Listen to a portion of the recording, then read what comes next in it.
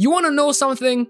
I always hated love triangles. Look, man, I don't know what it is about writers feeling the need to get their freaky thoughts out their minds and project them onto certain characters. But stop doing that, bro. You're making them unlikable. Time and time again, across multiple shows and movies, I've just seen consistent golden relationships. Couples that make the most sense and were an endgame item from the beginning just go to crap. Cause now, some random guy or girl gets introduced, isn't even remotely relatable to the people in question. And now because somebody decided to have a phase, maybe becoming an emo or some shit, they just cheat on their partner for it.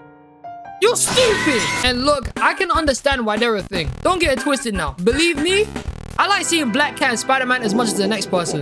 Cause she fine as hell, man. But what I'm trying to get at here is that when it comes to certain characters and the way they're written and intertwined with others' relationships, it's like one or two of them always come out becoming the biggest bums and just beg for it every time. And it pisses me the hell off when you do shit like this, cause it's weird.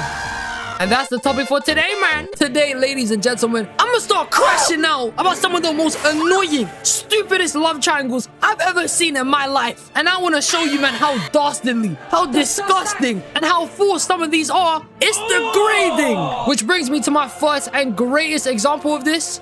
Jean Grey, Cyclops, and Wolverine. I'm sick of this shit. Stop pushing this propaganda into people's faces. This relationship ain't right, fam. You know you're bugging for it. You men are really trying to pair up a woman that's max in her early 30s to a 200-year-old man who doesn't even want to connect his beard right. He's old as hell. Stop doing that. This nigga Wolverine has definitely seen 99% of all events on planet Earth. Whether that be the start of global warming or the dawn of Arby's burgers. Disgusting! The man is genuinely a history book. He's been through most wars, he's been scrapping a guy for the past century, and he's so flippin' old that he most likely witnessed inflation happen in real time. I'm saying that he was definitely one of the first few people to bear witness food like bread, going from something like 50 or 40p to £3. That's some bullshit. God damn, man. Wolverine was probably at the first supper. Got an invitation personally, just like that. That's how old he is. You guys need to realize how crazy it is for people to actually make this thing between these two happen so much. When Logan was born, Jean's grandparents weren't even around yet. Her great-grandparents probably weren't even thinking of having kids yet before Wolverine was even getting drafted for the first flipping World War. And you mean to tell me you think it's okay to pair him up with Jean? Hi, how are you? He's an unk. Not to mention the most important part here, which is she's literally married to a whole other man. Who made this burger, man? Get out of here! This is one of the biggest pieces of character assassination I've ever seen in my life. God knows that after seeing some of the original series in '97, that my opinion on Wolverine has truly changed. I still think Logan is one of the toughest Marvel characters of all time and definitely at least a top 8 in the X-Men. His origin story leading to the Weapon X program, him getting the adamantium in his body and becoming practically indestructible, the fact that he can hold down his own against heavy hitters like the Hulk, and that iconic suit design?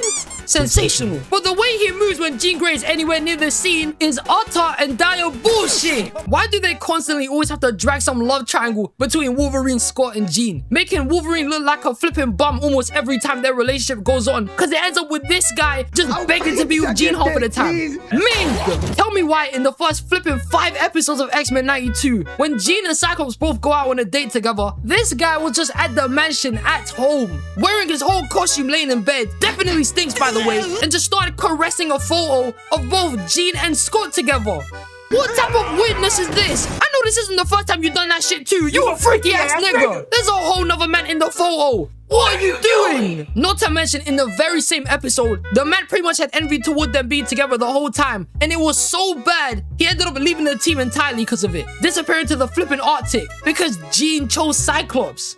Do you know how bummy that shit is? It was always Cyclops from the start. It's not like she made it hard to pick between the both of you. That's in your flipping head, bro. In the first episode of season 2, he didn't even try to go to Jean and Scott's wedding. He was out here in the danger room fighting a robot that looked exactly like Cyclops, and he even killed it over Jean. Bro, you're killing one of your fellow men over a girl who doesn't even like you like that. Get over it, man. It wasn't even any better in the Fox X-Men movies either. In fact, the Fox movies aren't even X-Men movies. They should be called Wolverine and Friends. It's Wolverine propaganda. Let me tell you that for free. Because tell me why they made Wolverine a better and more confident leader of the X-Men than Cyclops was. Cyclops, the leader of the team, literally got sidelined and cucked by Wolverine. How? How? How, Sway? The man would literally stand there in the corner and watch him and Jean flirt with each other and get it on. Moving like Adam 22 every time another person comes for his wife. What type of weirdness is going on here? And Jean even entertained it in the movies too. So I can't even put all of that on Cyclops for real. It's garbage. Fuck, Cyclops was a top 3 bum in their team. Straight up, even worse than fodder characters. He got knocked out by Toad in X-Men 1, finessed in the first 30 minutes of X2, and died in the first 30 minutes of X-Men The Last Stand. He's Cyclops. How could you write a script and make the team leader a flipping bum? How is that even possible? Wolverine is popular, but that doesn't mean you downplay Cyclops and make him terrible. How did that even happen? You guys suck. Bro, in a cartoon called Wolverine and the X-Men, Wolverine and Jean are on a madness. Imagine in the first 5 minutes of the first episode, there's a scene where Wolverine is leaving the X-Mansion, and while she's having a conversation with Scott, Jean, midway through their conversation, decided to just blow a kiss out to Logan and started waving, which just ended their whole conversation. And look at Cyclops, bro. He was just tired of this shit. And they kept doing things like this throughout the rest of this show too, to where Scott would even have to come check Logan on it. He's old as hell, man. I'm just tired of this whole thing, I swear to God. It's weird when you really think about it. Why do they keep pushing for Wolverine and Jean everywhere? They're sickos. They're even putting this shit in the Wolverine game too. How are they not tired of doing this shit already? Why? Why do you keep doing this shit? Why do you want to keep cucking Cyclops for and putting him in the chair? Ain't nobody want to see this crap. It's strange. Mind you, Wolverine has had multiple love interests in Marvel Comics too, so it doesn't always have to be Jean. They're doing that shit on purpose. You know you're taking the piss at that point. Trash. And it's not even just these 3 either. I don't know why Rogue and Magneto was ever a thing. What kind of stupidity was that? This is the same as Wolverine and Jean. Magneto, you're pushing 70. You could be someone's granddad for all I care. You flipping twit. And the fact that you even had a whole fling with her in the past is disgusting. Why would they do this to Magneto? He literally manipulated the fact that he was the only person who could touch her and used that insecurity to get her to do shit with him. You're weird! And on top of that, what about Gambit? He's in the Adam 22 chair too. He's right next to Cyclops. Cause tell me why Rogue and Magneto were in the danger room consistently paired up with just each other every other time on every other day. We all know what the hell they were doing, man. How could they? Free all the X-Men from this love triangle bullshit, man. Why are the old heads moving like mad freaks? Logan is the type of person to hear someone's married and be like, this is what I'm talking about. This shit means something to me. Nah, you weird as hell, bro. You look like you ain't showered in like 100 years. And you're trying to move to the married woman. You're weird, buddy. You're weird. And Magneto, this some horseshit, I swear. The writers just want to get their fetishes out. This some high school DxD bullshit. Get the hell out my sight, man. And as much as these X-Men love triangles are stupid as hell and genuinely make me and everyone else probably sick, Korra, Marco, and Asami was one of the most dumbest things I'd ever seen in my life. It was horror. As much as I may clown Korra for being a shithole of a show compared to the legend that is Avatar: The Last Airbender, the love triangle subplot nonsense that was put into here is no different than the X-Men shenanigans. It's meaty. Outside of the whole main plot of whatever foe or menace villains Team Avatar would be fighting, if they weren't fighting anybody, they would just go ahead and focus on this love triangle every other time. And I genuinely don't know why they decided to make this some huge focus in their friend group. It was low-key weird. Korra and Marco pretty much just went back and forth with each other, and Asami was just sidelined like Cyclops was by these two the entire time. She looked like a dickhead. Korra was begging to be with Marco, knowing damn well he was with Asami, but she didn't care.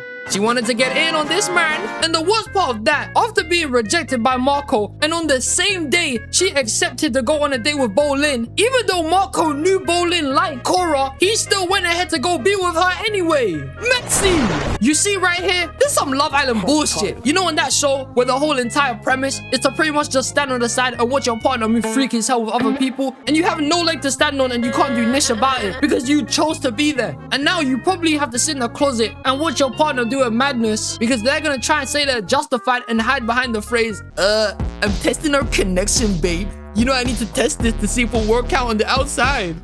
Shut your bitch ass up, man. You just a cheater, you pagan. I can't stand this shit. How do you pursue and stay dating a girl who your brother like? I'm not saying some people don't get into situations like that and that you're older relationship. And honestly, feelings are complicated. But where's the moral compass? I don't care if you was 16, 17 doing this shit. He's literally your blood-related brother. You watched the guy probably shit in diapers. You grew up together. And you mean to tell me you're fine with snubbing him and throwing him under the bus to be with someone you haven't known nearly as long. You slave! And to add to that, Marco was trying to juggle both Asami and Korra at the same time. What type of greed did this guy have? It was sick!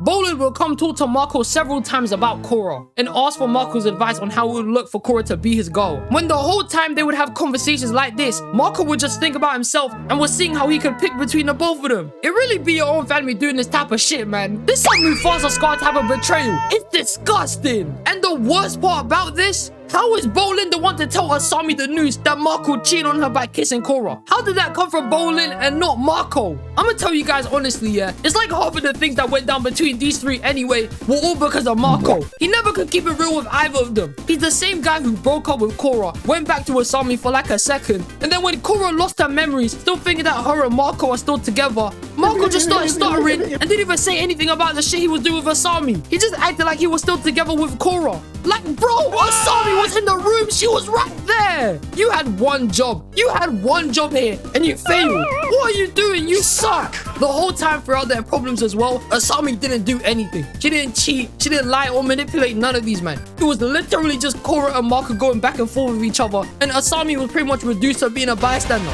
Only until Korra and Marco broke up for good, and then Asami and Korra got closer because of that. They both agreed that Marco was a flipping bum. Police! Police! Korra didn't even rate this guy no more after all their problems. While she was recovering for 3 years straight after all the problems with her hair and the Red Lotus, Marco would be out here sending her letters, checking up on her and making sure she was okay. And she didn't even think to send one reply back to him. She aired the guy completely. She didn't say nothing to him for 3 years. But meanwhile, in that time, she was getting to know Asami on the download. Yeah, boy. Send her letters every other week real quick. Text her like this is Instagram DMs. She was trying to slide in there, man. Marco just was not ready after all of this. I'll keep it a buck. I don't even think Korra and Marco being a thing before was all that bad. You could tell that as indecisive as Marco may have been, he would choose Korra every other time and definitely wanted to be with her for the most part. But the way he handled things with Asami and how she got caught up in it and she somehow still chose to be with the person who home-wrecked her first relationship is beyond me. I swear to God, I don't understand it. I get it. They were teenagers when the whole shit started. But toward the end of the show, they're adults. They're grown enough to acknowledge what the hell they're doing. Why would you go be with Korra after all of that? It makes no sense. But the most annoying part about this is that they made this shit such a heavy focus in all of their character development. I don't know why one of the most interesting things of both Marco and Asami is the fact that they were put in a fuck-ass love triangle. It's stupid. It's like the writers were trying to push for these guys to have a relationship conflict, even though it remotely never made sense in the show. They forced Korra and Marco to break up over stupid shit. And with Korra and Asami, they got together out of nowhere. There was no build up to it whatsoever. It just happened. Where's the writing? It's out the window, man. What are we talking about? And the problem that this reduced and belittled characters like Asami to nothing more than being a part of the triangle was stupid. Think about it real quick. What do we know about Asami?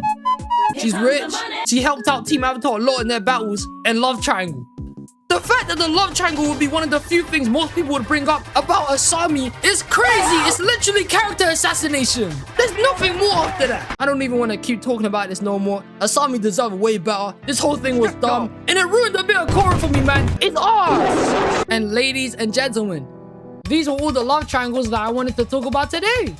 I know this is another short one, but trust me, I feel like mentioning these guys is enough said. Especially Rogue and Magneto. I'm disgusted at that one. But if you guys got any more love triangles that got you pressed or disagree with the ones I mentioned, you know what to do, man. Comment down below. I love you all. I appreciate you for watching this far, and I'll catch you lot in the next one. Peace.